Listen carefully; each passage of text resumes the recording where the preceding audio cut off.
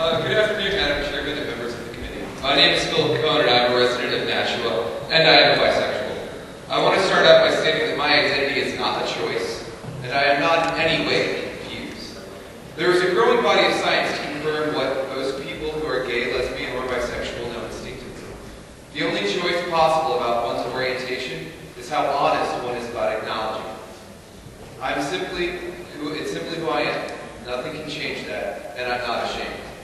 I'm currently single, but I know that someday I will meet the person that I want to spend the rest of my life with. Marriage and civil union are equally probable prospects in my life, so I find myself in the unique position of being able to see their stark differences. If I get married, I will have a spouse. If I get a civil union, I will have a partner. When I introduce my spouse to people, they will immediately understand the context of our relationship. But when I introduce my partner, it will be unclear. Business partner? Fencing partner? What a cold, nondescript, unemotional word for such a profound commitment. Partner. Growing up with adoptive cousins taught me two parents are far better than no parents. I know the benefits of adoption, and regardless of whether my soulmate is male or female, or whether I have children of my own I plan to adopt. If married, adoption is a relatively simple process. My understanding is that unless other steps are taken, adoption by a married couple is automatically a joint adoption. With a civil union, my partner and I would likely have to spend much more time and much more money to be able to jointly adopt, despite the fact that state laws claim we would have all the rights and privileges of a married couple. Marriages are easily understandable and portable to other states and countries. With the civil union, however, the definition is vague, and even between other states and countries with civil unions or equal marriage. We would be divorced at the border, so to speak, even when visiting places with equal marriage, as some no doubt recognize out-of-state or foreign marriages, but have no system of civil unions or domestic partnerships. D.C. is a good example.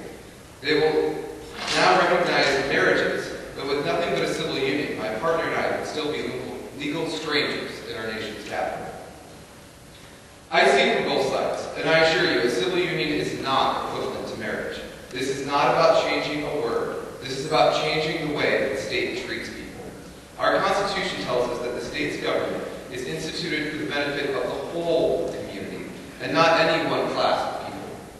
Then why do we have a law which classifies people as separate, to be treated differently and arbitrarily denied the same rights extended to others on nothing more than loving the so-called wrong person? I'm forced to come to the conclusion that the current exclusion of same-gender couples from marriage is nothing but cruel, unusual, unconstitutional form of discrimination based on nothing more than the genders of the people involved. Civil unions are not the same as marriage, by any stretch of the imagination. This may be better than nothing, but the fact that riding in the back of the bus beats walking doesn't excuse the discrimination. Some would rather walk than have to ride in the back of the bus, and some would rather go with nothing than have to endorse their own second-class citizenship by signing a civil union license. Sure, you can continue to tinker with civil unions, year after year, getting closer and closer to true equality.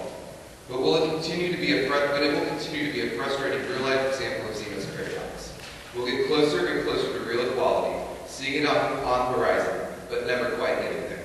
There is only one way to ensure full equality for all New Hampshire citizens, and that is the passage of HB 436. Please, do the right thing. Thank you for your testimony. David